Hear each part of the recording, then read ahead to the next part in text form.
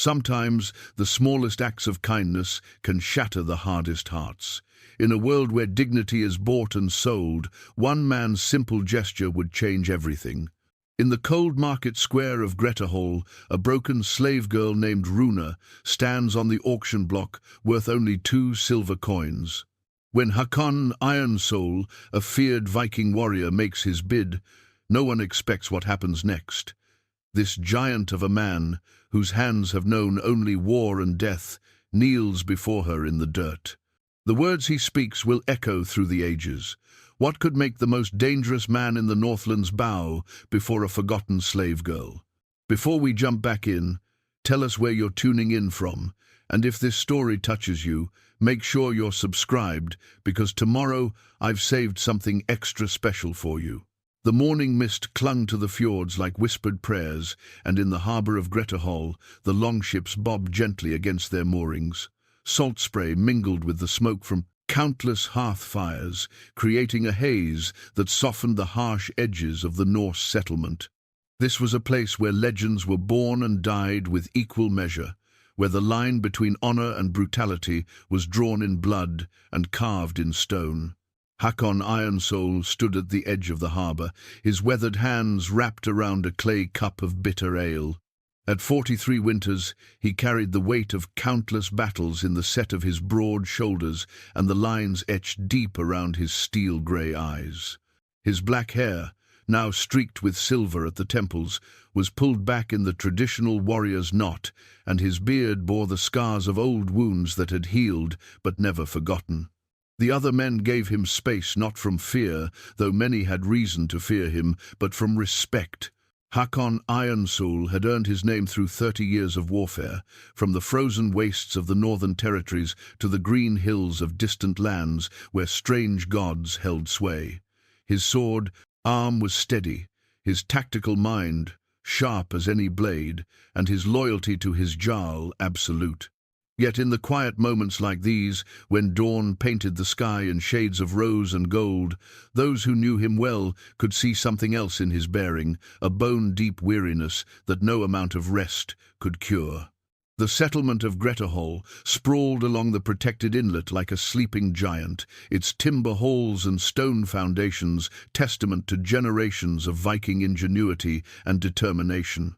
Smoke rose from the smithies, where master craftsmen forged weapons that would sing in battle, and the air rang with the sounds of daily life, children's laughter, the bleating of goats, the rhythmic thunk of axes biting into seasoned wood. This was home to nearly 800 souls, from the highest-born carls to the lowliest thralls, all bound together by the ancient codes of duty, honour, and survival. Among those who called Grettahall home was Magnus the Red, Hakon's closest friend and brother-in-arms. Where Hakon was measured and thoughtful, Magnus was fire and fury, his red beard bristling with barely contained energy. He had fought beside Hakon through a dozen campaigns, saved his life twice, and been saved in return more times than either man could count. Their friendship had been forged in the crucible of battle and tempered by years of shared hardship and triumph. "You're brooding again," Magnus said, approaching with his own cup of ale and the easy gait of a man comfortable in his own skin. "It's becoming a habit with you." Hakon turned, offering a slight smile that never quite reached his eyes. "I prefer to call it contemplation. It's more dignified at my age." Contemplation, brooding, call it what you will. You've been standing here since before dawn, staring at the horizon like you expect the gods themselves to come sailing out of the mist. The truth was, Hakon had been thinking about his father, a man he hadn't seen in 15 years, not since the old warrior had set sail for the western lands in search of new territories to claim. Björn Ironsoul had been everything a Viking father should be, fierce in battle, generous with his hall friends, and utterly devoted to the old ways. He had taught his son to fight, to lead, to honor the gods, and protect those who couldn't protect themselves. But he had also taught him that a man's worth was measured in the strength of his sword arm and the glory of his deeds, and Hakon was beginning to question whether those lessons were enough. "Do you ever wonder," Hakon said slowly, "if we've built our lives on the right foundations?" Magnus raised an eyebrow. "That's deeper thinking than usual, even for you. What's brought this on?"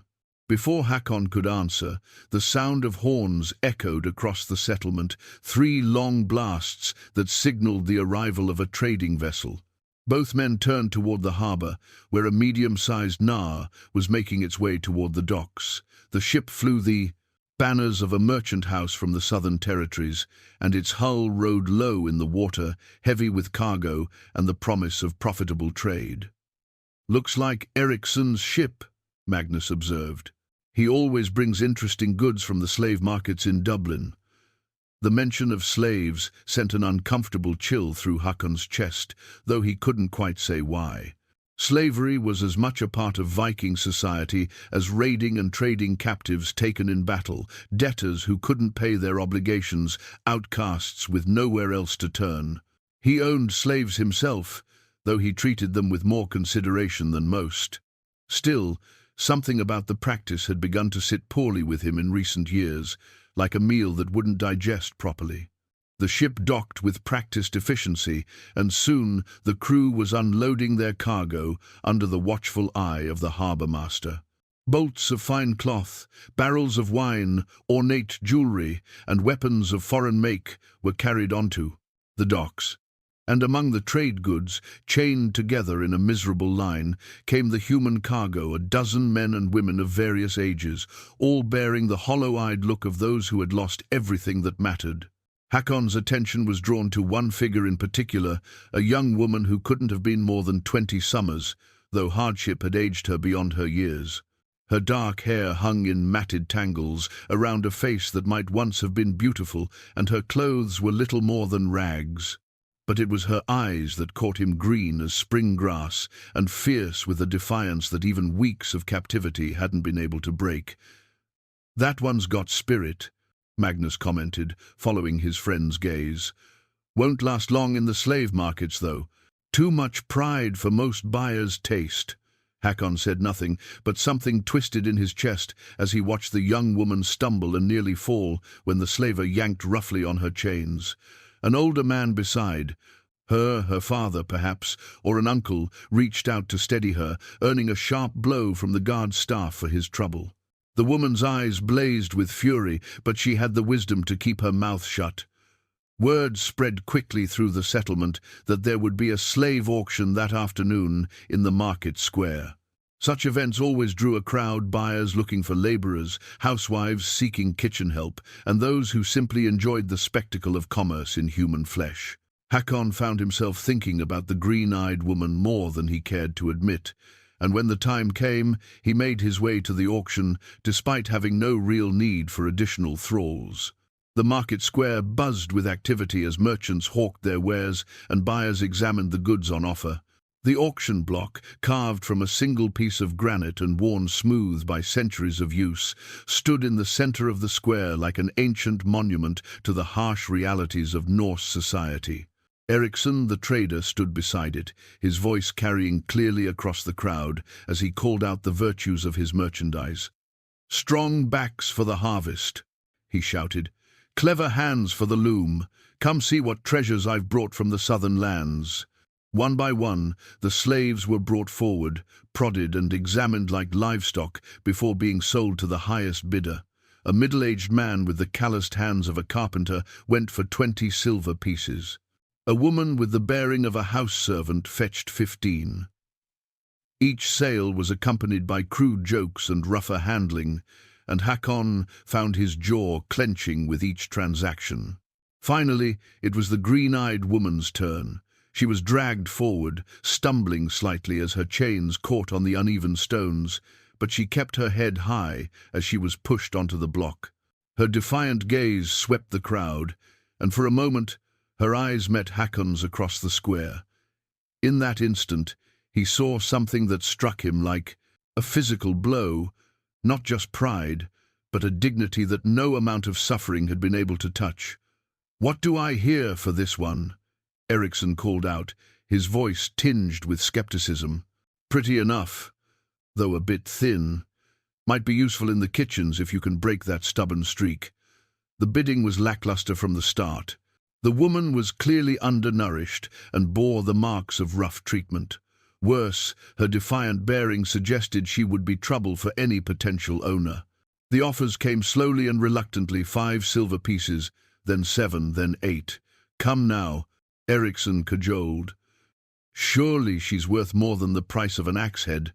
Look at those eyes, fire in them yet. But the crowd seemed unimpressed.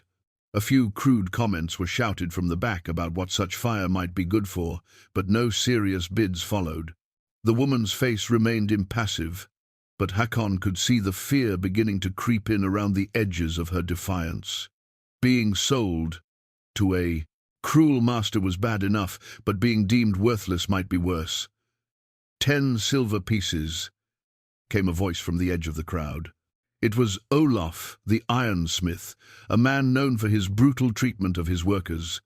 Hakon felt his hands clench into fists. He had seen the broken shells that emerged from Olaf's service, those who survived at all. 10 pieces it is, Eriksson called out. Going once, 2 silver coins. The voice was quiet, but carried clearly across the suddenly silent square. Heads turned, whispers began, and Hakon realized, with something approaching shock, that the voice had been his own. The silence stretched across the market square like a held breath. Every eye turned toward Hakon Ironsoul, confusion and disbelief written plainly on their faces. 2 silver coins, it was an insult, a mockery of the entire auction process. Even the most worthless thrall commanded more than the price of a loaf of bread. Eriksson's face flushed red above his merchant's beard. 2 coins. Did you say 2 coins? Hakon Ironsoul, surely you jest. This is a human being, not a trinket for a child. 2 silver coins. Hakon repeated, his voice steady as stone. He stepped forward through the crowd, which parted before him like water before the prow of a ship. That is my offer. Olaf, the ironsmith, snarled from across the square. This is madness. I bid 10 pieces in good faith. You cannot. I can bid what I choose. Hakon cut him off, his grey eyes meeting Olaf's with quiet intensity. As can you. The choice belongs to the seller. The woman on the auction block watched this exchange with growing bewilderment. Her green eyes darted between the 2 men, trying to understand what was happening. In the slave markets of Dublin, she had learned to read the hunger in men's faces, the cruel gleam that spoke of pain to come, the calculating look that weighed her worth in labor and suffering. But this giant of a man with the iron-grey eyes showed neither. There was something else there, something she couldn't name. Eriksson looked between Hakon and Olaf, clearly torn. 10 silver pieces was a fair price, more than fair for a slave who had shown herself to be difficult. But Hakon Ironsoul was not a man to cross lightly, and his reputation extended far beyond the borders of Grettahall. Still, business was business. I appreciate your generous offer, Hakon, the merchant said carefully, but I'm afraid I must accept the higher bid. 10 pieces from Olaf it is. 12, came another voice from the crowd. Magnus the Red stepped forward, his hand resting casually on his sword hilt. 12 silver pieces for the woman. The crowd stirred uneasily. Everyone knew that Magnus and Hakon were closer than blood brothers. If Magnus was bidding, it was at Hakon's request, and that made this more than a simple auction. Olaf's face darkened. 15 pieces. I'll not be made a fool of in my own settlement. 20, Magnus said without hesitation. 25, 30. The bids escalated rapidly, far beyond what any reasonable person would pay for an undernourished slave girl. The woman on the block stared in growing horror as the numbers climbed. In her experience, when men competed this fiercely for a woman, it rarely ended well for the prize. Finally, when the bidding reached 40 silver pieces, more than some free men earned in a year, Hakon raised his hand. Enough? He said quietly, but his voice carried across the square with the authority of a man accustomed to being obeyed. Eriksson, I withdraw my bid. Magnus looked at his friend in confusion, but Hakon's expression was unreadable. Olaf smiled triumphantly as the merchant called the sale in his favor, but his victory felt hollow somehow. The crowd began to disperse, muttering among themselves about the strange behavior of their most famous warrior. As Olaf moved forward to claim his purchase, Hakon did something that no one, not Magnus, not the crowd, not even Hakon himself, could have predicted. He walked to the auction block, past the bewildered Olaf, past the confused merchant, and stopped directly in front of the chained woman. Then Hakon Ironsoul, terror of the northern seas, veteran of 1,000 battles, knelt in the dirt before a nameless slave girl. The square fell into absolute silence. Even the wind seemed to hold its breath. "You owe me nothing," he said quietly, his words meant for her alone but carrying clearly in the stillness. "You are free." The woman's legs buckled, and she would have fallen if not for the chains that held her upright. Her eyes widened in shock, then confusion, then something that might have been hope, though she had learned not to trust that emotion. "What are you doing?" Olaf sputtered, pushing forward. "I bought her fair and square. The sale is complete." Hakon rose slowly, his full height casting a shadow over the smaller man. "The sale was for 40 pieces, was it not?" "Yes, but—" Hakon reached into his coin purse and counted out 40 silver pieces into Olaf's trembling hands. "Then she is mine to do with as I choose, and I choose to free her." The crowd erupted in confused murmurs. Some laughed, thinking it an elaborate jest. Others muttered about madness or sorcery. A few of the older warriors nodded slowly, recognizing something in Hakon's actions that the younger men could not understand. Eriksson stepped forward, his merchant's mind struggling to process what had just occurred. "You cannot simply free her, Hakon. She is property, legally purchased. There are procedures, documents." "I am Hakon Ironsoul," came the reply, spoken with quiet finality. "I have sworn oath to Jarl Thorvald, bled for this settlement, and brought honor to its name in a dozen lands. If I choose to free a slave I have purchased, who would dare say I cannot?"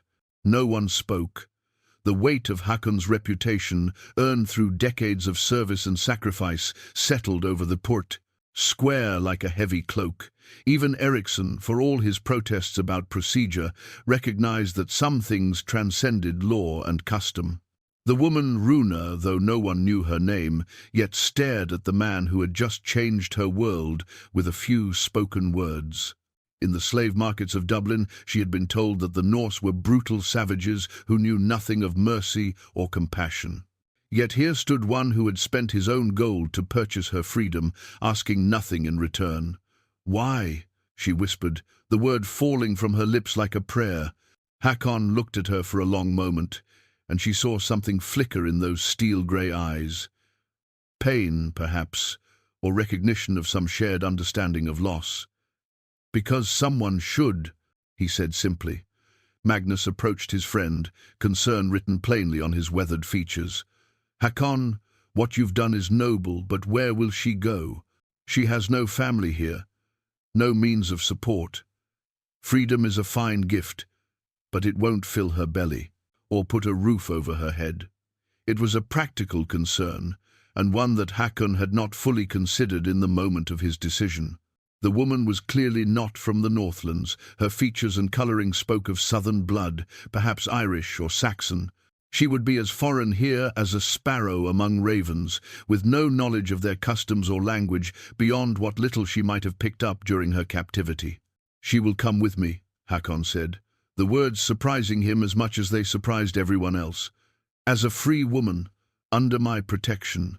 She may work in my household if she chooses, for wages, or she may leave whenever she wishes." Runa felt tears she had thought long dried up begin to well in her eyes. It was too much, the kindness, the unexpected mercy, the sudden shift from despair to something that might be hope. She had been prepared for another master, another round of suffering and survival. She had not been prepared for freedom.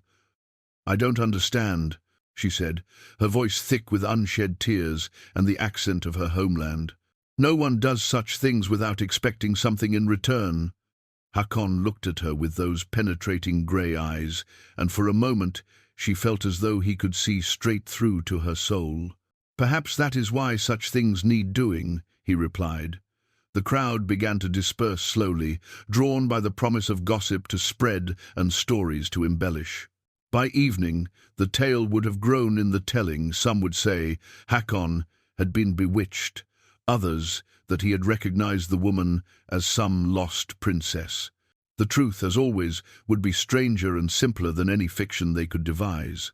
Magnus lingered as the square emptied, studying his oldest friend with new eyes. "This will change things, you know. People will talk. People always talk," Hakon said with a slight shrug. "Let them. Some will say you've gone soft. Others will question your judgment. And what do you say?" Magnus was quiet for a long moment, then smiled. "I say it's about time you did something that surprised me. It's been far too long."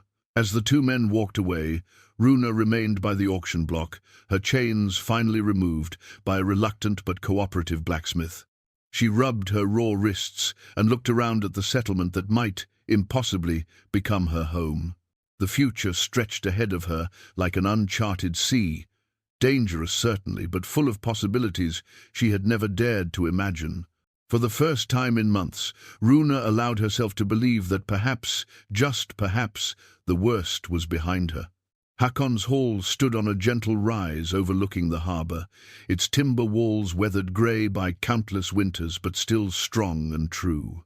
It was not the largest dwelling in Grettahall, that honour belonged to Jarl Thorvald's great hall, but it was comfortable and well built, reflecting the practical nature of its owner. Carved dragons' heads adorned the roof peaks, and the heavy oak doors bore intricate ironwork that spoke of skilled craftsmanship and considerable wealth. Runa followed Hakon through those doors with the hesitant steps of someone who had learned to expect the worst from every new threshold.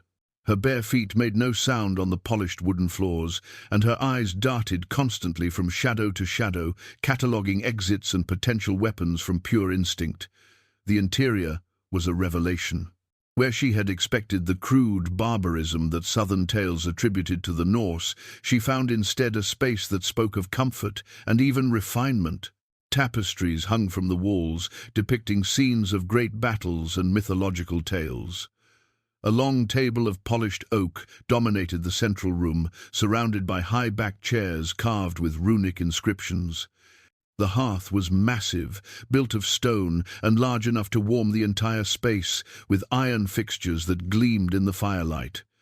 "Astrid," Hakon called out, his voice echoing through the hall. "We have a guest." A woman emerged from the kitchen area, wiping her hands on a linen apron. She was perhaps 50 years old, with steel-grey hair bound in neat braids, and the no-nonsense bearing of someone accustomed to running a household efficiently. Her eyes were kind but sharp, missing nothing as they took in Runa's bedraggled appearance and obvious distress. "This is Astrid," Hakon said to Runa, his voice gentler than it had been in the market square. "She manages my household and has done so for more years than either of us care to count. Astrid, this is Runa. She will be staying with us." Astrid's eyebrows rose slightly, but her expression remained carefully neutral. "I see. And will she be a free woman?" Hakon interrupted firmly. "Under my protection."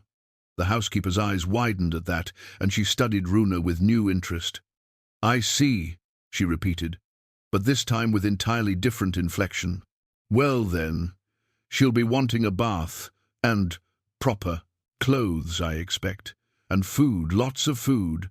By the look of her, Runa had been following this exchange with growing bewilderment. The Norse words were similar enough to her native tongue that she could understand the general meaning, but the kindness in both voices was what truly confused her. In her experience, captors did not speak gently to their prisoners or offer baths and food without extracting a price. "I don't understand," she said haltingly, the words coming slowly in the unfamiliar language. "What do you want from me?" Hakon pulled out one of the heavy chairs and gestured for her to sit. When she hesitated, he took a seat himself, deliberately choosing a position that put him at eye level with her, rather than looming above. "Nothing," he said simply. "I want nothing from you that you are not freely willing to give. But the money you paid, 40 silver pieces, that is more than some people see in a lifetime. The money is spent and forgotten. Consider it a debt paid to someone else in another time."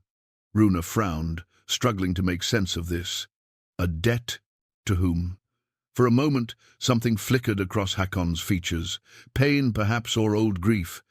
To a young woman who once needed help that never came. Before Runa could ask what he meant, Astrid clapped her hands briskly.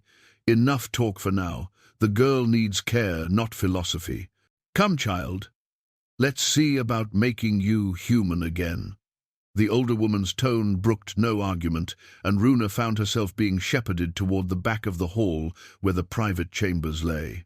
A servant's room had been converted into a bathing chamber, with a large wooden tub and iron braziers to heat the water. Astrid worked with practiced efficiency, calling for the household servants to bring buckets of steaming water and setting out clean linens and simple but well-made clothes. "Don't be shy now," Astrid said as she tested the water temperature. "I've seen every sort of wound and scar you can imagine. Nothing you could show me would surprise me." Runa hesitated, her arms wrapped protectively around herself. Bathing had been a rare luxury during her captivity, and even then it had been under the watchful eyes of guards who made no attempt to hide their leering appreciation. The idea of exposing herself now, even to this seemingly kind woman, made her skin crawl. "They didn't hurt you too badly, did they?" Astrid asked gently, understanding the source of her reluctance. "No," Runa whispered. "Not in the way you mean. Ericsson's crew were merchants, not raiders. They wanted their goods undamaged." Astrid nodded grimly. She had seen enough of the world to know that there were many ways to damage a person, and not all of them left visible scars. Eventually, Runa allowed herself to be persuaded into the tub, and as the warm water closed around her aching body, she felt something inside her chest loosen for the first time in months. Astrid worked in competent silence, washing away weeks of grime and fear with gentle but thorough hands. When it came time to address the tangled mass of Runa's hair, the older woman produced a selection of combs and oils that made the task almost pleasant. "You have beautiful hair," Astrid commented as she worked out the worst of the knots. "Dark as a raven's wing, but with red lights when it catches the fire." "Irish, are you?" "Saxon," Runa replied quietly. "From Northumbria, originally. Though I suppose it doesn't matter now." "It matters," Astrid said firmly. "Where we come from shapes who we are, even when we can't go home again. Tell me about your family." And somehow, sitting in that warm water while gentle hands tended to her needs, Runa found herself talking. She spoke of her father, a village blacksmith who had taught her to read and write and told her stories of distant lands. Of her mother, whose skill with herbs and healing had made her invaluable to their small community. Of her younger brother, barely 14, when the raiders had come in the night. "They killed the men who fought," she said, her voice steady but distant. "Took the young and strong as slaves. The rest they left behind." "I'm sorry," Astrid said simply, and the sincerity in her voice almost undid Runa's careful composure. When the bath was finished, Astrid helped her into the clean clothes, a simple wool dress in deep blue, well made and warm. The feel of clean fabric against clean skin was almost overwhelming, a luxury she had thought lost forever. "There now," Astrid said, stepping back to survey her work. "Much better. You're quite lovely when you're not covered in road dust and despair." Runa caught sight of herself in the polished metal mirror that hung on the wall and barely recognized the woman looking back at her. The hollow-eyed slave from the auction block had been replaced by someone who looked almost human. "Now then," Astrid continued briskly, "let's see about putting some meat on your bones. I've got a pot of stew that's been simmering since morning, and fresh bread from this afternoon's baking." They returned to the main hall, where Hakon waited by the fire with a cup of ale in his hands and a thoughtful expression on his weathered features. He looked up as they approached, and Runa saw something shift in his eyes as he took in her transformation. "Better?" he asked simply. "Yes," Runa replied, and realized she meant it. For the first time since her capture, she felt like something other than a piece of property to be bought and sold. As the evening wore on, Runa found herself observing the rhythms of Hakon's household. It was smaller than she had expected for a man of his reputation. Astrid, 2 serving girls, an older man who tended the horses, and a young warrior named Eric, who served as Hakon's personal guard when needed. They moved together with the easy efficiency of people who had worked side by side for years, and more importantly, they showed none of the cringing deference she associated with slaves. "Your people," she said to Hakon during a quiet moment, "they're not afraid of you." He looked genuinely puzzled by the observation. "Why would they be afraid of me? You're a great warrior, a killer of men. Your reputation stretches from here to the southern kingdoms. In battle, yes, but this is my home, not a battlefield. Here, we are simply people trying to live good lives." It was such a fundamental difference from everything she had expected that Runa found herself struggling to process it. The Norse of her people's stories were savage barbarians who knew nothing but violence and cruelty. Yet here was one who spoke gently to his servants, knelt in the dirt to free a stranger, and asked nothing in return but the chance to do a kindness. The first week in Hakon's household passed like a strange dream for Runa. Each morning she woke expecting to find herself back in chains, but instead she was greeted by Astrid's gentle voice and the aroma of fresh bread from the kitchen. The older woman had taken it upon herself to teach Runa the proper Norse words for household items and daily activities, though she had been surprised to discover that her student could already read runic script. "My father believed knowledge was the one treasure that could never be stolen," Runa explained, as she carefully traced the carved symbols on one of Hakon's wooden tablets. "He taught me letters in 3 languages before I had seen 10 summers." Astrid nodded approvingly. "A wise man. Such learning is rare even among free women in these parts. You'll find it serves you well. But knowledge," Runa was discovering, could be both blessing and burden. Her ability to understand the conversations around her meant she was acutely aware of the whispers that followed her presence. The market vendors spoke in hushed tones about Hakon's strange behavior at the auction. The fishermen wondered aloud whether their famous warrior had been addled by some southern magic. Even among Hakon's own people, she could sense the uncertainty her presence created. "They think I've bewitched you," she said to Hakon one evening as they sat by the fire. It had become their habit to share the hour after the evening meal in quiet conversation, and she had grown comfortable enough to speak her concerns. Hakon looked up from the sword he was carefully oiling, a ritual he performed each night regardless of whether he had drawn the blade that day. "Do you believe you have bewitched me?" The question caught her off guard. "No, of course not. I have no such power." "Then their opinions matter little." He set down his weapon and fixed her with those penetrating grey eyes. "I have lived long enough to stop caring what fools think of my choices." Yet Runa could see that the whispers troubled him more than he admitted. 3 days after her arrival, Magnus the Red had visited with news from the Jarl's Hall, and she had watched Hakon's jaw tighten as his friend relayed the gossip making rounds among the warriors. "Some say you've lost your edge," Magnus had said bluntly. "That freeing a slave shows weakness. And what do you say?" Hakon had asked, the same question he had posed in the market square. "I say any man who calls Hakon Ironsoul weak is welcome to test the theory with steel."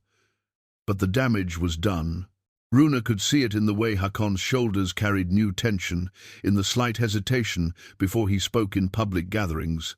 She had become not just a freed woman in his household, but a weight upon his reputation, and in a society where reputation meant everything, that was no small burden. The crisis came at the end of her 2nd week, precipitated by an encounter that seemed innocent enough at first. Runa had been helping Astrid in the kitchen when young Eric burst through the doors, his face flushed with excitement and anger. "There's trouble at the harbour," he announced breathlessly. "Some of Olaf's men are speaking against Hakon, loud enough for half the settlement to hear." Astrid's face went pale. "What manner of speaking?" "They say he's gone soft, that the slave girl has addled his wits with foreign magic. Olaf himself stands with them, claiming Hakon cheated him out of his rightful purchase." Runa felt her stomach clench with familiar dread. She had seen this pattern before, the gradual building of resentment, the whispered accusations, the inevitable explosion of violence. In her village, such tensions had preceded the raiders' arrival by mere days. "Where is Hakon now?" Astrid demanded. "At the Jarl's Hall, speaking with Thorvald about the spring trading expedition. But word will reach him soon enough." Runa set down the bread dough she had been kneading and wiped her hands on her apron. "This is my fault. I should leave." "Absolutely not," Astrid said firmly. "You're under Hakon's protection, and that means something in this settlement. But if my presence is causing him trouble—" "Child," the older woman interrupted, her voice gentler but no less firm, "you don't understand our ways yet. Honor is not something that can be given or taken by others. It comes from within, from the choices we make when no one is watching. Hakon freed you because it was the right thing to do, and no amount of gossip will change that." But as the afternoon wore on and the tensions at the harbour escalated, Runa found herself questioning whether right action was worth the price they were all paying. Through the hall's windows, she could see knots of people gathering in the streets, their animated gestures and raised voices speaking of conflict brewing. When Hakon finally returned from the Jarl's Hall, his expression was grim but determined. He listened to Eric's report in silence, then nodded slowly. "So it has come to this," he said quietly. "I had hoped we might avoid such foolishness." "What will you do?" Magnus asked. He had arrived shortly, after Hakon, drawn by the same rumors that were spreading through the settlement like wildfire. "What I must." Hakon reached for his sword belt, checking that the blade hung properly at his side. "If Olaf wishes to settle this matter with steel, then we shall settle it." "No," Runa said, the word coming out sharper than she had intended. Both men turned to look at her, surprise evident on their faces. "I will not have blood shed on my account." Hakon's expression softened slightly. "Runa, this is not your choice to make. Olaf has challenged my honor publicly. In our society, such challenges must be answered. Then I will answer it myself." The words surprised her as much as they surprised the others, but once spoken, she felt their rightness settle in her chest like a warm stone. "I will return to him voluntarily. The conflict ends, your honor remains intact." The silence that followed was broken only by the crackle of logs in the hearth. Then Magnus let out a bark of laughter that held no humor. "Girl, you understand nothing of our ways if you think such a gesture would preserve anything. Hakon declared you free. For you to willingly enslave yourself again would be the greatest insult possible to his word. Besides which," Hakon added quietly, "I would not permit it." Runa looked between the two men, seeing the resolve in their faces and understanding, perhaps for the first time, the true weight of what had happened in the market square.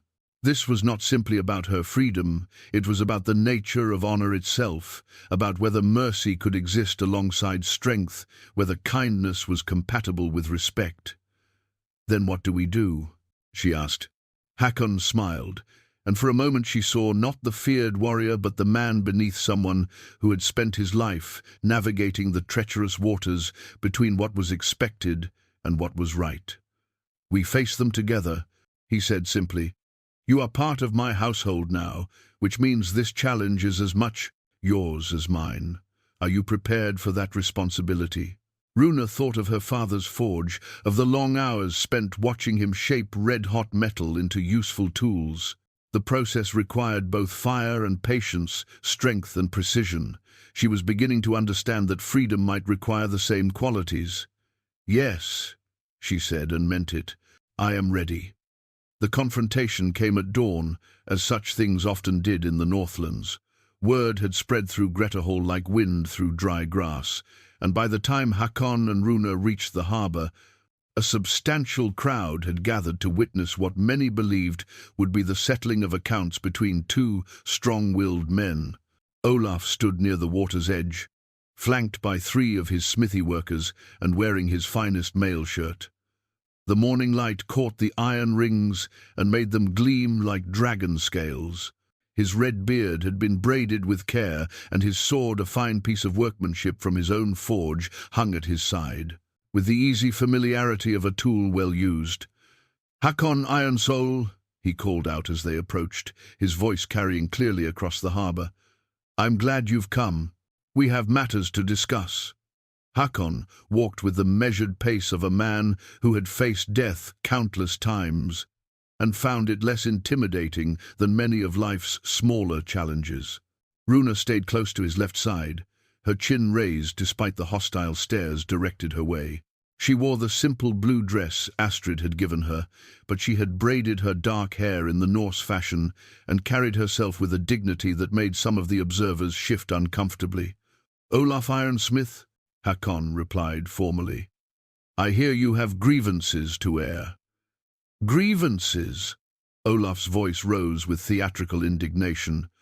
"You humiliated me before the entire settlement, made a mockery of fair commerce and honest trade, all for the sake of a foreign slave girl who has clearly addled your wits."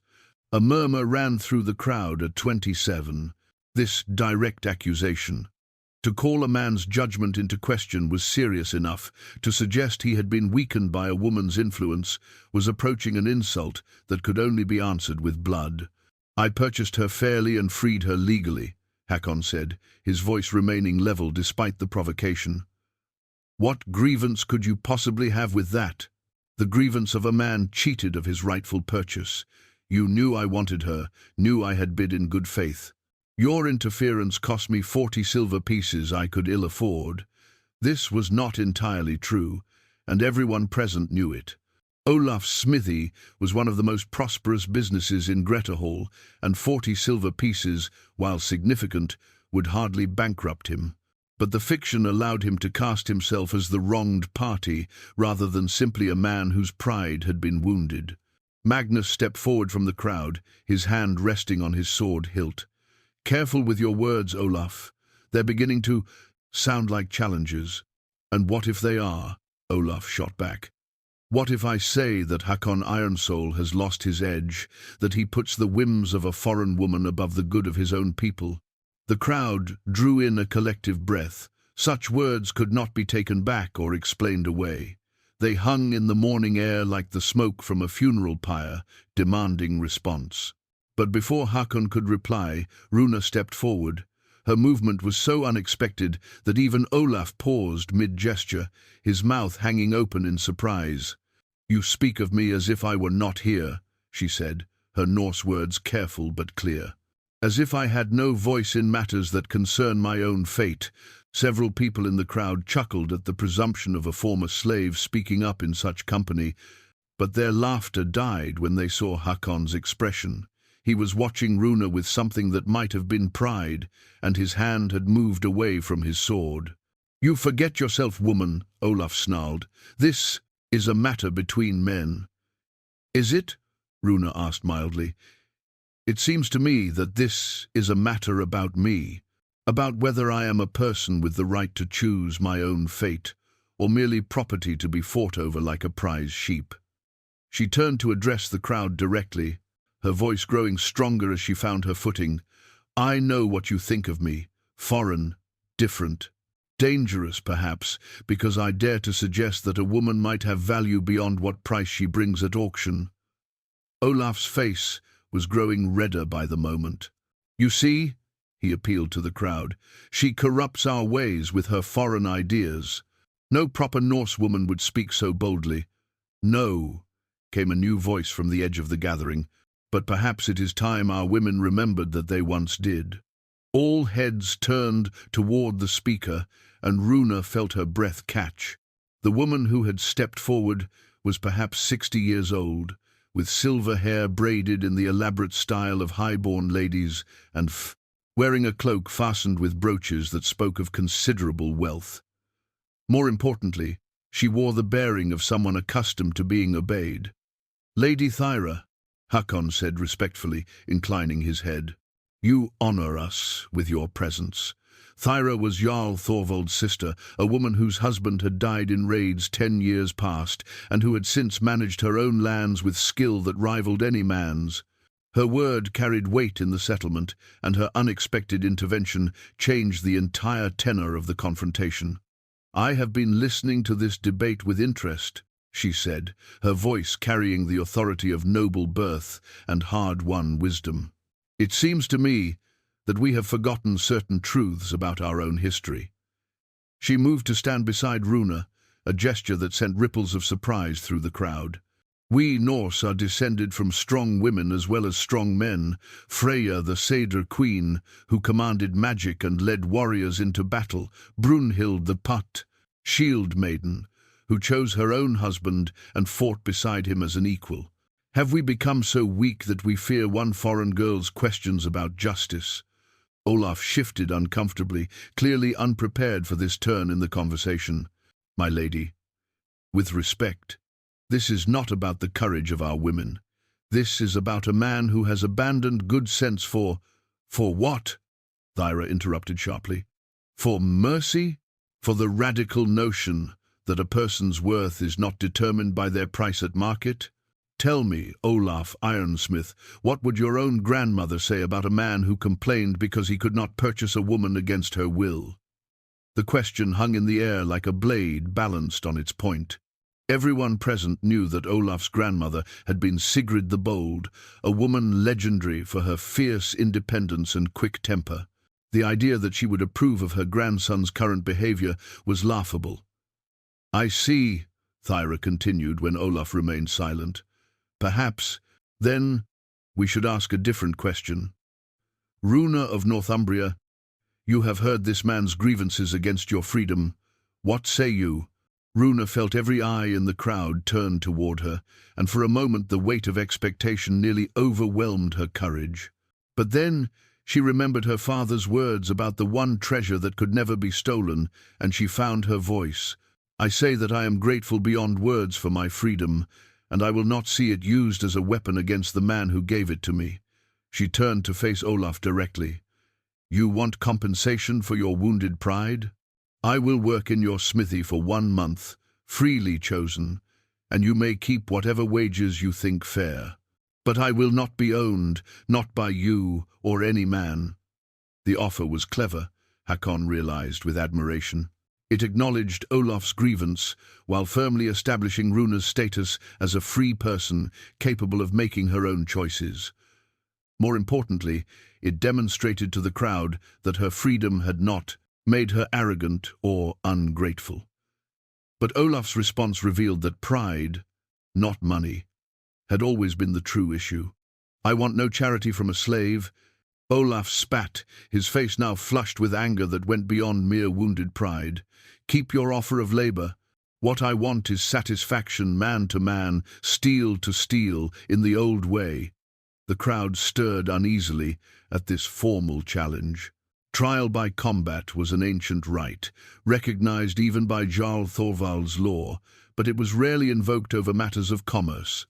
That Olaf would push the confrontation to such extremes spoke of deeper grievances than anyone had realized. Lady Thyra's expression remained carefully neutral, but Runa caught the slight narrowing of her eyes that suggested disapproval. "You would risk your life over 40 silver pieces, Olaf Ironsmith?" "It's not about the silver," Olaf replied, his hand moving to rest on his sword hilt. "It's about respect, about maintaining the proper order of things. This foreign woman has upset the balance, made men forget their duties and their place." Hakon studied his challenger with the calculating gaze of a veteran warrior. Olaf was perhaps 35 years old, strong from years at the forge, and skilled enough with a blade to have earned his place among Grettahall's defenders. But he was driven by emotion rather than tactical thinking, and that made him dangerous in unpredictable ways. "If you insist on this foolishness," Hakon said quietly, "I will accommodate you. But let it be clear before all witnesses this fight is of your choosing, not mine." "Gladly acknowledged," Olaf replied with savage satisfaction. "The harbour beach at high sun. Swords only, no shields. First blood or yield determines the victor." It was a formal combat with minimal stakes, serious enough to satisfy honor, but not so deadly as to guarantee a funeral. Still, Runa felt her chest tighten with dread as she watched the two men seal their agreement with the ritual clasping of hands. As the crowd began to disperse, already buzzing with anticipation for the afternoon's entertainment, Lady Thyra approached Runa with measured steps. "Walk with me, child," she said, and it was clearly not a request. They made their way along the harbour wall, away from the lingering knots of observers, until they could speak without being overheard. The older woman moved with the careful grace of someone whose joints protested more with each passing winter, but her mind remained as sharp as any blade. "You handle yourself well for one so young," Thyra observed.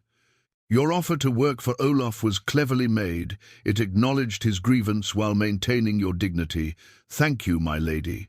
Though I fear it accomplished little in the end. Perhaps more than you think. Those who witnessed it will remember that you sought peace rather than conflict. Such things matter when stories are told in years to come." They walked in silence for a time, watching the fishing boats return with the morning's catch. The familiar rhythms of settlement life continued around them, children playing among the docked ships, women mending nets, old men sharing stories, and stronger ale than was probably wise so early in the day. "Tell me," Thyra said eventually, "what do you know of Hakon's history? His family?" The question caught Runa off guard. "Very little, my lady. He speaks rarely of personal matters. He would not, I suppose. The past weighs heavily on some men, particularly those who carry the burden of command." Thyra paused beside a stone marker that bore carved runes commemorating some long-ago battle. "Hakon had a sister once. Ingrid was her name, younger by some 5 years, beautiful as summer morning, with a laugh that could make the sternest warrior smile." Runa felt something cold settle in her stomach. The past tense of Thyra's words carried implications she was not sure she wanted to understand. "She was taken by slavers," Thyra continued, her voice growing distant. "Irish raiders, sailing under the banner of some petty king who thought himself safe from Norse retaliation. This was perhaps 15 years ago, when Hakon was still young enough to believe that righteousness and strength were the same thing. What happened? He led a war party to retrieve her, sailed to the Irish coast with 20 good men and the absolute certainty that he could bring his sister home." Thyra's expression grew grim. "They found the raiders' camp easily enough. Found Ingrid too, chained in a slave pen with a dozen other captured women.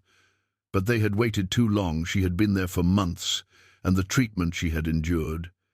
She shook her head slowly. "Some wounds cannot be healed, child. Some breaks cannot be mended." Runa closed her eyes, understanding now the pain she had glimpsed in Hakon's face when he spoke of debts owed to others. "She died?" "In a manner of speaking. Her body lived another 2 years after they brought her home, but her spirit had been broken beyond repair. She took poison one winter night, rather than face another day of remembering what had been done to her." The weight of this revelation settled on Runa's shoulders like a heavy cloak. Every kindness Hakon had shown her, every moment of unexpected gentleness now carried new meaning. He was not simply a warrior moved by abstract notions of justice. He was a brother trying to save a sister he had failed to protect. "Why are you telling me this?" she asked. "Because you should understand what drives him, and because you should know that your freedom means more to him than his reputation, more than his standing among the warriors of Grettahall." When he knelt before you in the market square, he was kneeling before the memory of Ingrid as much as before your chains. They had reached the end of the harbour wall, where it curved out into the grey waters of the fjord. In the distance, Runa could see the dark shapes of islands rising from the sea like sleeping giants. The wind carried the salt tang of deep water and the promise of storms to come. "Will he win?" she asked. "Against Olaf, I mean." Thyra smiled, but there was little warmth in it. "Hakon Ironsoul has survived 30 years of warfare, child.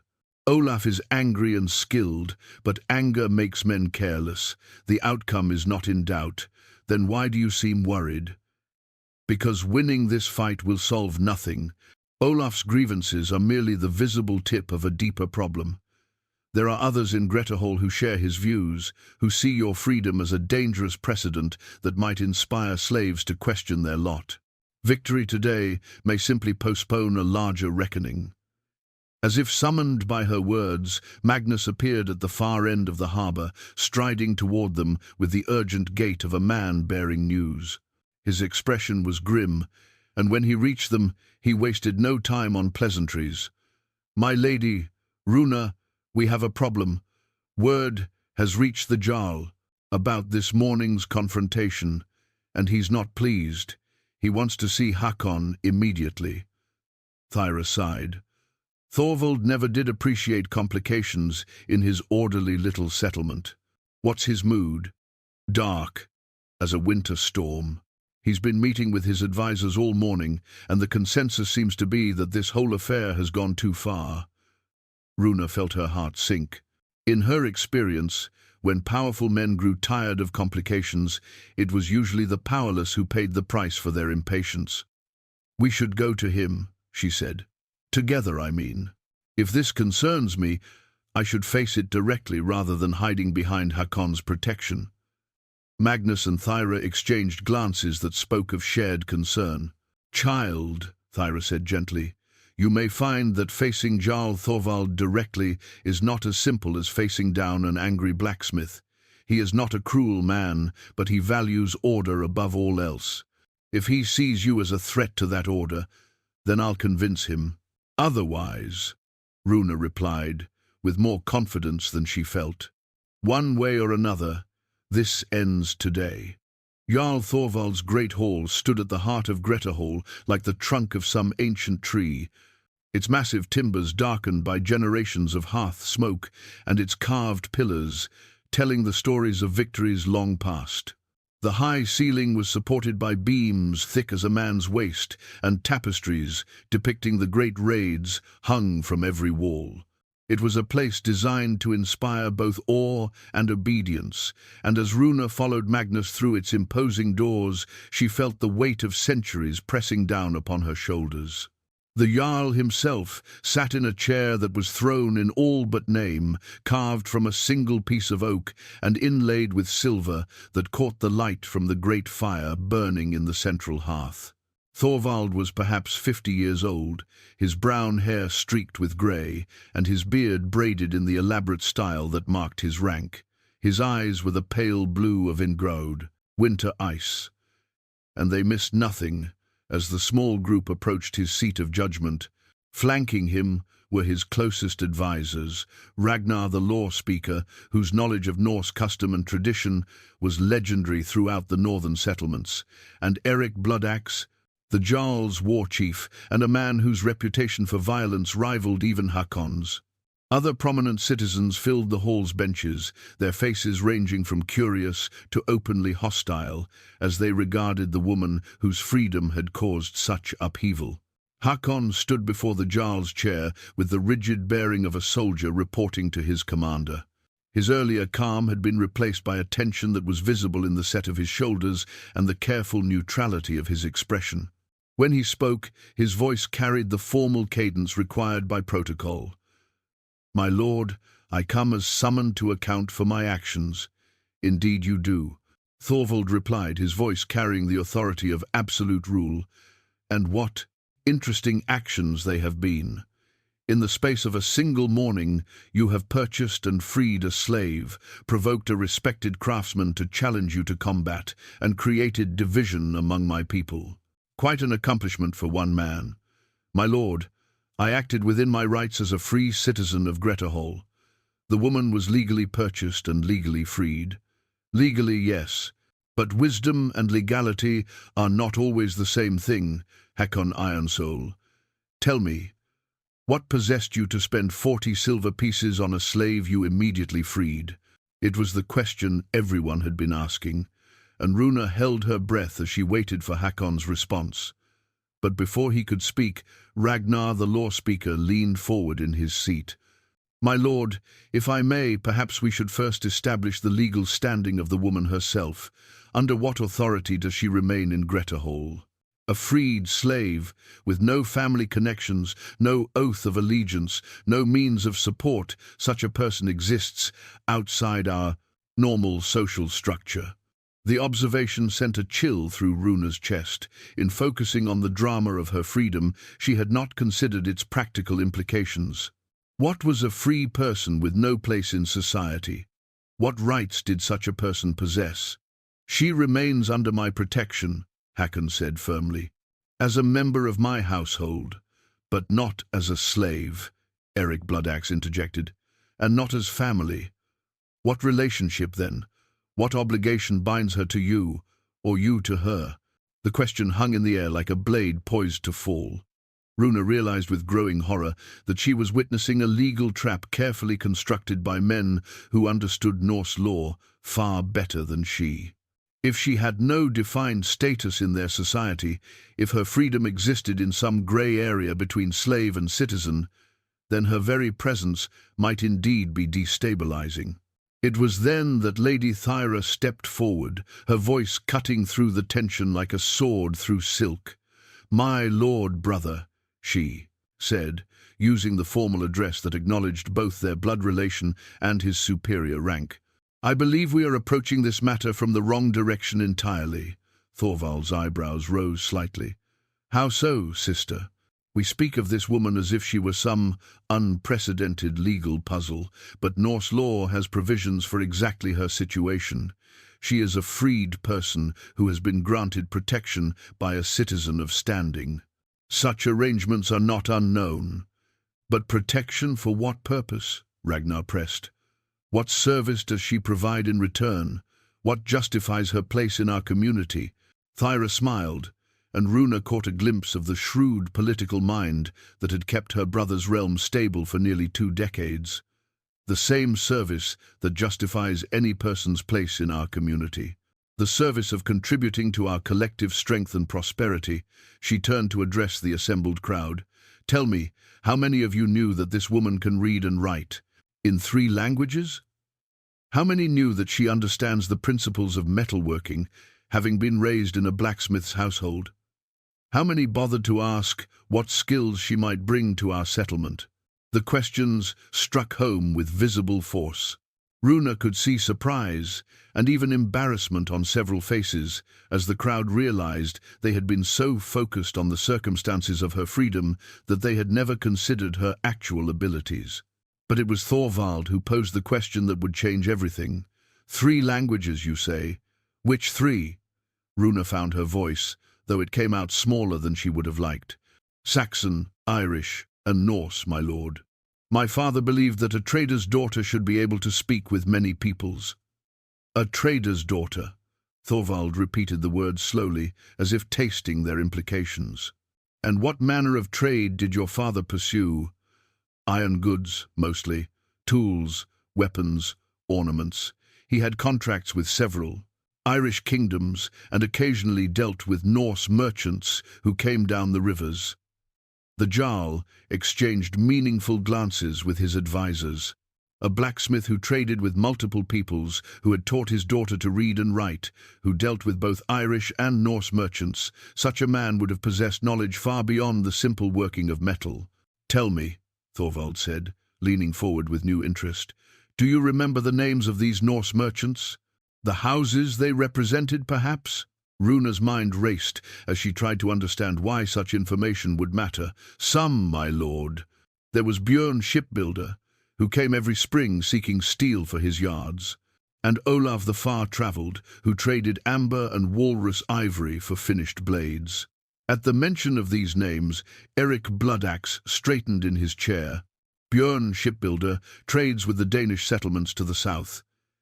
His information about their naval capabilities would be valuable. Indeed, and Olav the Far-Travelled, Ragnar added thoughtfully, has connections throughout the eastern trade routes. Knowledge of his methods could open new opportunities for our own merchants. Suddenly, Runa understood what was happening. Her value to these people had nothing to do with her freedom or her past as a slave. They were seeing her as a potential source of intelligence, someone who might possess valuable information about trade routes, foreign contacts, and the commercial secrets of distant lands. "You want me to spy," she said, the words coming out before she could stop them. Thorvald's laugh was not unkind, but it held no warmth. "Spy is such an ugly word, child. I prefer to think of it as sharing knowledge for mutual benefit. Your father's trade connections, the details of foreign markets, the personalities and preferences of important merchants, such information could be quite valuable to Grettahall's prosperity. And in return, you would have a clear place in our society, a valuable role that justifies your freedom and secures your future. You would become, in effect, a trade advisor to the settlement." Runa felt the ground shifting beneath her feet. This was not the simple offer of employment it appeared to be. This was conscription into service as surely as if chains had been placed around her wrists. The only difference was that these chains would be forged from obligation and necessity rather than iron. She glanced at Hakon, seeing her own understanding reflected in his grey eyes. He had freed her from one form of bondage, only to watch her being bound by another. The political machinery of the settlement had found a way to turn her freedom into a different kind of slavery, one that served their purposes while maintaining the fiction that she had chosen her fate freely. "And if I refuse this generous offer?" she asked quietly. Thorvald's expression remained pleasant, but his words carried the weight of absolute authority. "Then I fear we return to the original problem of your legal status, a freed slave with no defined role, no family connections, no means of support. Such a person would find life in Grettahall quite difficult, I imagine." The threat was subtle, but unmistakable. Accept their offer or find herself effectively exiled, forced to leave the only sanctuary she had found since her capture. It was a masterful piece of political manipulation, offering her a choice that was no choice at all.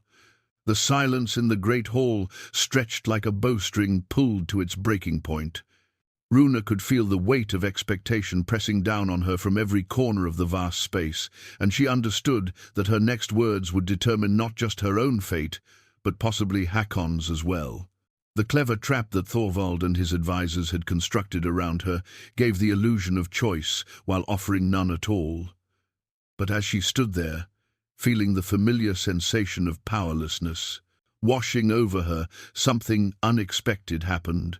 Instead of the despair she had expected, she felt a spark of anger, clean, bright anger that burned away the fog of confusion and fear.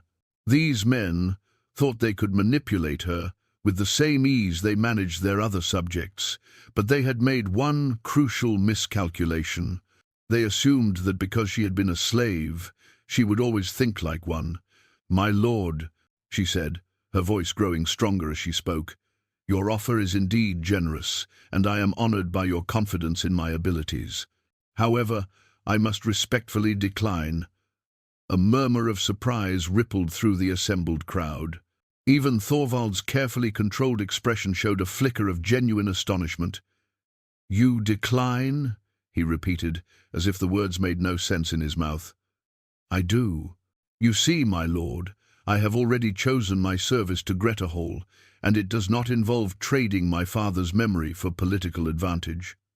Runa turned to face the Stott crowd, drawing on every lesson her father had taught her about standing before others with dignity and tact. You speak of my value as if it lay only in the secrets I might reveal or the connections I might exploit. But I offer something far more valuable, the skills to build rather than simply gather information. And what skills might those be? Eric Bloodaxe asked, his voice heavy with skepticism. The skills of a master blacksmith's daughter who spent 15 years learning the craft. The knowledge of alloy compositions that can strengthen steel beyond what your current smiths achieve. The understanding of water tempering techniques that could improve your weapons and tools by half again their current quality. This declaration sent a ripple of genuine interest through the hall. Metalworking was the foundation of Norse military and economic power, and any improvement in their capabilities would have far-reaching effects. Furthermore, Runa continued, emboldened by their attention, I offer the perspective of someone who has seen how other peoples live, how they organize their crafts and trades. I can teach your smiths techniques that would make Grettahall's iron goods the most sought after in all the northern settlements. Ragnar the law speaker leaned forward, his scholarly mind clearly intrigued despite his earlier hostility. These are bold claims, young woman. What proof do you offer? Give me access to a forge for one day. Let me work alongside your current smiths. Judge my worth by what I produce, not by what secrets I might possess. It was a brilliant counteroffer, and Hakon felt a surge of admiration for the woman who had found a way to turn the Jarl's trap against itself. Instead of being valued for what she knew about others, she was offering to be valued for what she could create herself. But Thorvald was not easily outmaneuvered. An interesting proposition, he said slowly. However, it does not address the fundamental question of your legal status. Even if your skills prove as valuable as you claim, you remain a freed slave with no formal place in our society. Then let me earn one, Runa replied without hesitation. Let me undergo the trials required of any free person seeking citizenship in Grettahall. The suggestion sent a shock through the assembled crowd. The trials of citizenship were ancient traditions, designed to test not just skill but character, loyalty, and worthiness to join the community as an equal member. They had not been invoked in living memory, partly because the need rarely arose, and partly because they were notoriously difficult to complete successfully. The trials? Thorvald repeated, and for the first time since she had entered his hall, Runa heard uncertainty in his voice. Do you understand what you are proposing? I understand that I am proposing to earn my place here through merit rather than accepting it as charity. Is that not the Norse way to prove worthiness through action rather than birth? Lady Thyra stepped forward, her expression showing both pride and concern. Child, the trials are no mere formality. They test physical courage, mental acuity, and moral character in ways that have broken stronger candidates than you. Then I will not break, Runa said simply. I have survived slavery, capture, the loss of everything I once held dear. If I can survive that, I can survive your trials. Hakon watched this exchange with growing amazement. In the space of a few minutes, Runa had transformed herself from a victim of political maneuvering into the architect of her own destiny. She had turned Thorvald's attempt to control her into an opportunity to prove herself worthy of the freedom she had been given. But the trials she was requesting would be dangerous, possibly fatal, and they would put her in direct competition with the very people who had been questioning her worth. My lord, Hakon said, speaking for the first time since the political maneuvering had begun. If Runa undertakes these trials, I request the right to serve as her advocate and sponsor. Denied, Eric Bloodaxe said immediately. A candidate for citizenship must stand alone, without the influence or assistance of established citizens. It is part of the test. Then I request the right to observe, Hakon countered. Surely there is no law against witnessing the trials. Thorvald considered this carefully. The political situation had spiraled far beyond his original intention to simply resolve the conflict over a freed slave. Now, he found himself committed to a formal legal proceeding that would draw attention from neighboring settlements and possibly set precedents he had not intended to create. But he was trapped by the very traditions he used to maintain his authority. If Runa formally requested the trials of citizenship, and if she met the basic requirements for candidacy, he could not refuse her without appearing to violate the ancient customs that legitimized his own rule. "Very well," he said finally. "Runa of Northumbria, I formally acknowledge your request to undergo the trials of citizenship. Be aware that these trials are neither easy nor forgiving. Failure means exile from Grettahall forever. Death during the trials means your body will be given to the sea without honor or ceremony. Do you still wish to proceed?" "I do, my lord." "Then hear the nature of your trials. 3 tests you must face, as ordained by our ancestors and blessed by the gods. The trial of courage, in which you must demonstrate that you can face mortal danger without faltering. The trial of wisdom, in which you must prove your understanding of our laws and customs. And the trial of worth, in which you must show that your presence adds value to our community." Ragnar stood to formally record the proceedings. Let it be noted that on this day, in the presence of Jarl Thorvald and his assembled council, Runa of Northumbria has requested the trials of citizenship. Let it also be noted that she undertakes these trials freely, understanding the consequences of failure. "When will they begin?" Runa asked. "Tomorrow at dawn," Thorvald replied. "You will have tonight to prepare yourself, to make whatever peace with the gods you deem necessary. I suggest you use the time wisely." As the formal session concluded and the crowd began to disperse, Runa felt a mixture of terror and exhilaration unlike anything she had experienced since her father's death. She had gambled everything on a desperate play for genuine freedom, and tomorrow would determine whether her courage had been wisdom or folly. Hakon approached her as she stood alone before the Jarl's empty throne, trying to process the magnitude of what she had committed herself to undertaking. "That was either the bravest thing I have ever witnessed," he said quietly, "or the most foolish." "Perhaps both," Runa replied. "But it was my choice to make." "Yes," Hakon agreed, and she heard something in his voice that might have been wonder. "Yes, it was." Dawn came to Grettahall, wrapped in a shroud of sea mist that clung to the settlement like the breath of sleeping giants. Runa stood at the harbour's edge, watching the sun struggle to burn through the grey veil, and tried to quiet the hammering of her heart. She had spent the night in prayer and preparation, following Astrid's gentle guidance in the proper rituals for seeking the gods' favour before undertaking great trials. The trial of courage would be first, as tradition demanded. It was designed to test not just bravery in the face of danger, but the kind of steady resolve that marked a true Norse citizen. Runa understood that she would be judged not just on whether she succeeded, but on how she faced the possibility of failure. The crowd that gathered on the beach was larger than she had expected.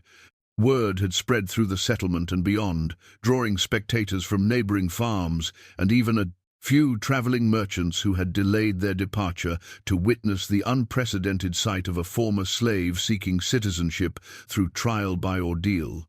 Jarl Thorvald stood with his advisors near a series of wooden stakes driven into the sand, their purpose not yet clear, but somehow ominous in the morning light. He wore his finest ceremonial armor and carried the ancient sword that had been passed down through 5 generations of Jarls, its blade inscribed with runes that promised victory to the righteous. "Runa of Northumbria," he called out as she approached, his voice carrying clearly across the gathered crowd. "Are you prepared to face the trial of courage?" "I am, my lord." "Then hear the nature of your trial. Beyond the harbour mouth lies Seal Rock, where the currents are treacherous and the waters deep. You must swim to the rock, retrieve the token that waits there, and return safely to shore. The distance is perhaps 200 paces each way, but the cold will sap your strength and the currents will fight your every stroke." Runa felt her mouth go dry as she looked out toward the jagged outcropping that marked the harbour's entrance. Even in the calm of early morning, she could see the white foam where waves crashed against its base, and the way the water swirled and eddied in patterns that spoke of dangerous undertows. The rock rose from the sea like a sleeping dragon, its dark surface worn smooth by centuries of storms and waves.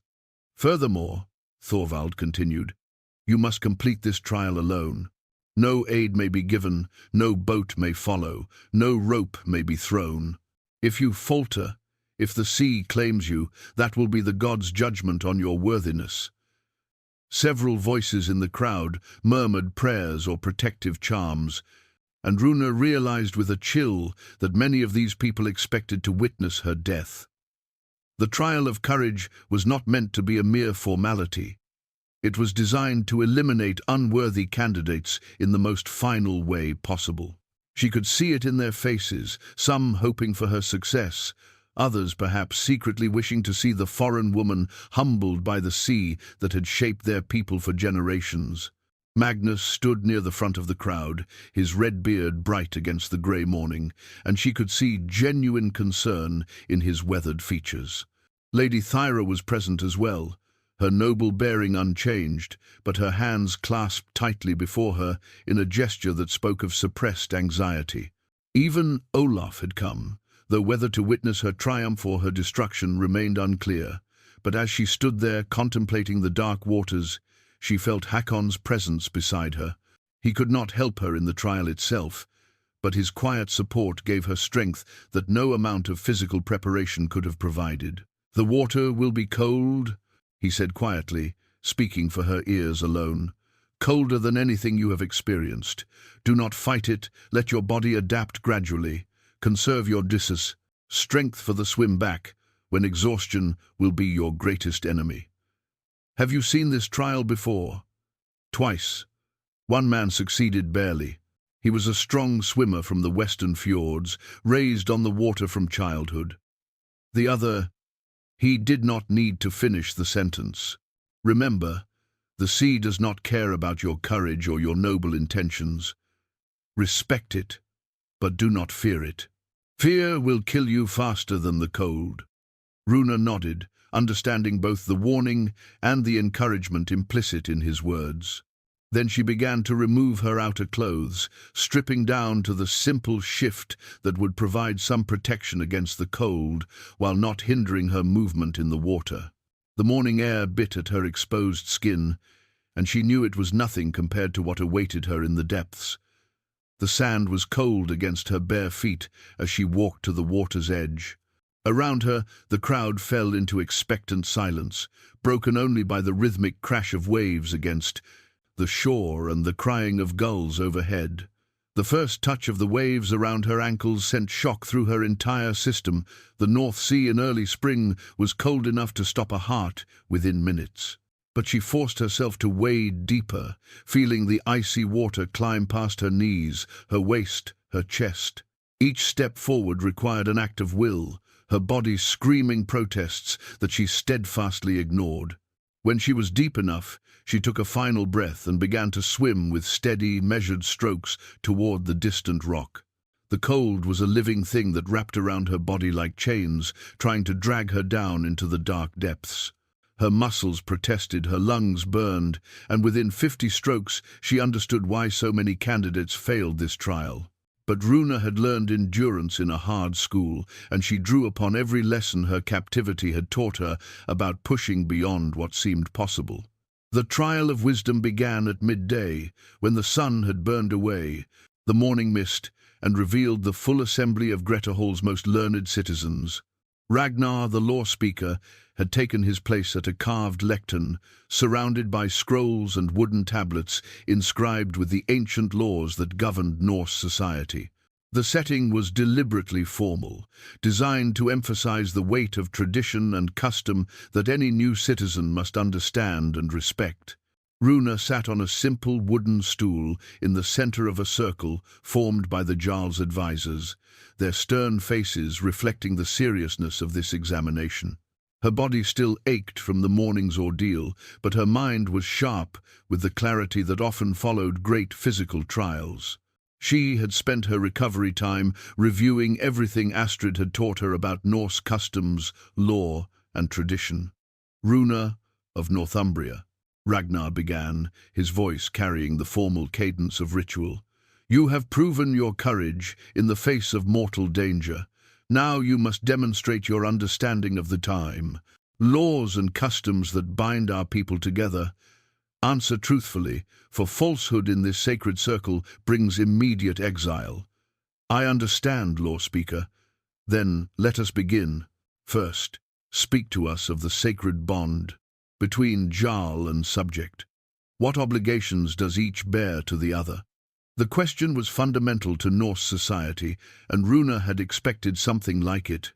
A Jarl owes his people protection, fair judgment, and wise leadership in both peace and war. He must defend their interests against foreign enemies and settle disputes among them according to established law. In return, his subjects owe him loyalty, service in time of need, and respect for his authority within the bounds of custom. Ragnar nodded approvingly. And what happens when a Jarl fails in his obligations? This was more dangerous ground, a question that touched on the theoretical right of subjects to rebel against tyranny. The laws provide for the assembly of free citizens to judge a Jarl's fitness to rule. If he is found wanting by a majority of his peers, he may be stripped of authority and exiled. But such rebellion carries risks, Eric Bloodaxe interjected, his scarred face grim. What safeguards exist against false accusations or hasty judgments? The accused Jarl has the right to trial by combat or to name a champion to fight in his stead. The god's judgment in such matters is considered final. Runa paused, then added carefully, however, wise citizens prefer negotiation and compromise to bloodshed, when possible. Several of the advisors exchanged meaningful glances at this diplomatic addition. Lady Thyra, observing from the edge of the circle, allowed herself a small smile at Runa's political acuity. The questions continued, ranging from matters of property law to the proper procedures for conducting trade negotiations with foreign merchants. Runa found herself drawing not just on Astrid's teachings, but on her own experience growing up in a blacksmith's household, where legal matters were part of daily commerce. Tell us, Ragnar said, of the laws governing slavery and manumission. Under what circumstances may a slave be freed? The question struck close to home, and Runa chose her words carefully. A slave may be freed by the master's will, as payment for extraordinary service, as compensation for injury wrongfully inflicted, or through purchase by themselves or others. Once freed, the former slave bears no legal obligations to the former master unless freely undertaken. And what of the children of freed slaves? They are born free, with all the rights and obligations of any citizen's children. This was a crucial point, one that established the principle that freedom, once gained, could be passed on, rather than reverting to bondage. Excellent, Ragnar murmured. Now consider this case. A merchant arrives in port claiming his cargo was damaged by our harbour master's negligence. The harbour master denies fault. How should this dispute be resolved? Runa thought carefully before responding. First, witnesses should be called to establish the facts of what occurred. If the damage is proven and negligence established, compensation must be paid according to the value of the goods lost. If negligence cannot be proven, the merchant bears his own losses unless he can provide compelling evidence of deliberate sabotage.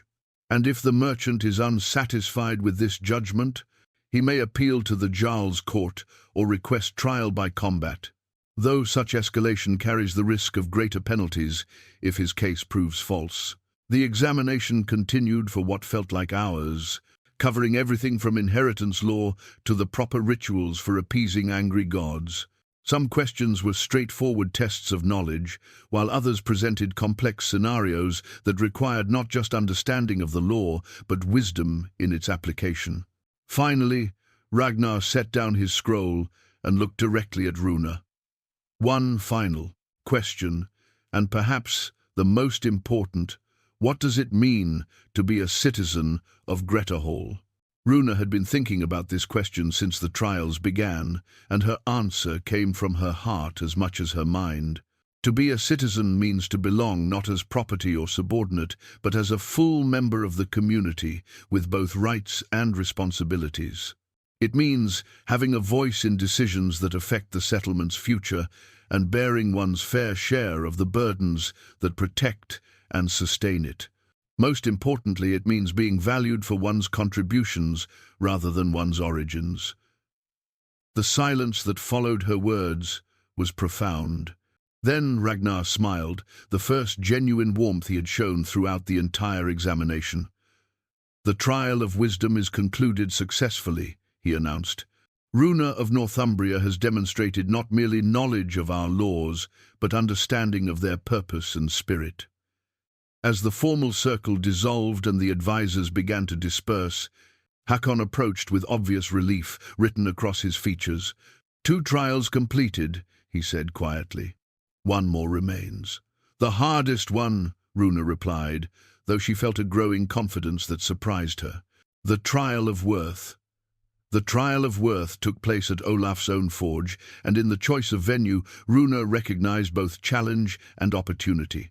The gods, it seemed, had a sense of irony. She would prove her value to the community in the very place where her greatest opponent plied his trade, before the eyes of the man who had wanted to own her. The forge was a substantial affair, built of stone and iron, with multiple hearths that could burn hot enough to work the finest steel. Tools hung from every wall, hammers of various weights, tongs, files, and implements whose names Runa knew in 3 languages. The familiar smell of coal smoke and hot metal brought unexpected comfort, reminding her of countless hours spent watching her father work miracles with fire and iron. Olaf stood beside his largest anvil, his expression carefully neutral but his eyes watchful. To his credit, he had agreed to provide materials and workspace without attempting to sabotage her efforts. The gods were said to curse any man who interfered with sacred trials, and even his wounded pride was not worth risking divine wrath. "The terms are simple," Jarl Thorvald announced to the gathered crowd. "You have until sunset to create something that demonstrates your worth to our community. You may use any materials provided, any techniques known to you, but you must work alone." Runa surveyed the raw materials that had been laid out for her consideration: bars of iron in various grades, pieces of steel, bronze ingots, silver wire, and even a small amount of precious gold. Coal and charcoal filled bins beside each forge, and water barrels stood ready for quenching heated metal. But rather than immediately beginning work, she approached Olaf directly. The crowd murmured at this unexpected development, unsure what to make of her boldness. "Master Olaf," she said formally, "I request permission to examine your current work. I wish to understand the standards I must meet." Olaf's eyebrows rose in surprise, but he gestured toward a rack where several recently completed pieces hung cooling. There were spear points that gleamed with perfect symmetry, a set of kitchen knives with handles carved in intricate patterns, and a small decorative shield boss that showed exceptional skill in its execution. Runa studied each piece carefully, noting the quality of the steel, the precision of the forging, and the artistry of the finishing work. They were good pieces, very good, but she could see places where her father's techniques might achieve superior results. "Impressive work," she said sincerely. "Your reputation as a master craftsman is well deserved." Something flickered in Olaf's eyes at this unexpected praise, and for a moment his hostility wavered. "You know metalworking." "My father was Cerdic the Smith of Northumbria. Perhaps you have heard the name among traveling traders." Olaf's expression shifted to one of genuine surprise. "Cerdic, who made the silver-inlaid daggers that brought 20 gold pieces each in the Dublin markets?" "The same. I have seen his work. It was exceptional." The admission seemed to surprise Olaf himself, as if respect for craftsmanship had overcome his personal animosity. In that moment, Runa understood that beneath his anger and wounded pride lay a man who genuinely loved his craft, and such men could often be reached through appeals to shared passion. "Then perhaps you will appreciate what I propose to create," she said, moving toward the forge. "A gift for the community that embodies both practical value and artistic beauty, something that demonstrates not just skill, but understanding of what Grettahall needs." She began with careful preparation, selecting iron and steel with the critical eye her father had trained. The crowd watched in fascination as she built up her fire, testing the coal quality and adjusting the airflow to achieve the precise temperature she needed.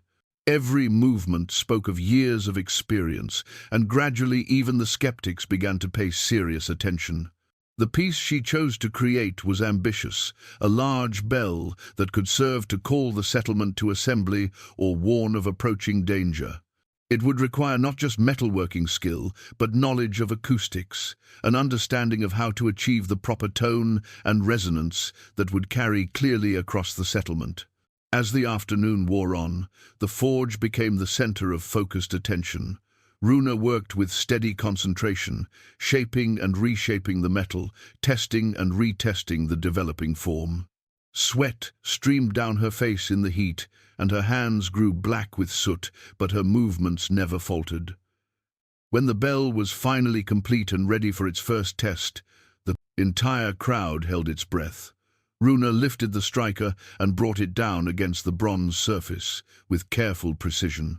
The note that rang out across the settlement was pure and clear, carrying farther than any bell Grettahall had ever known.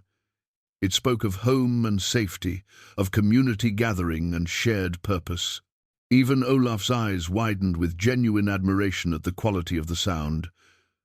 "The trial of worth is completed successfully," Jarl Thorvald announced, his voice carrying newfound respect. "Runa of Northumbria has proven her value to our community beyond any doubt." But the true moment of transformation came when Olaf stepped forward, his weathered face showing emotions that had nothing to do with politics or wounded pride. "Master Runa," he said formally, using the title reserved for craftsmen of exceptional skill, "I would be honored to learn these techniques if you would consider teaching them." As the crowd dispersed, chattering excitedly about the day's events, Runa found herself standing beside Hakon in the gathering twilight. The bell she had created hung now in the settlement's center, ready to serve Grettahall for generations to come. "So," Hakon said quietly, "you are now a citizen of Grettahall. How does freedom truly feel?" Runa looked around at the place that was now genuinely her home, at the people who were now genuinely her community, and smiled with contentment deeper than any she had known since childhood. "Like coming home," she said simply, "like finally coming home." In the distance, the bell rang once more in the evening breeze, a sound of welcome, of belonging, of freedom earned and freely given. And Hakon Ironsoul, who had once knelt before a slave girl in the market square, knew that sometimes the greatest victories came not from conquest, but from the courage to show mercy when strength alone would have been easier.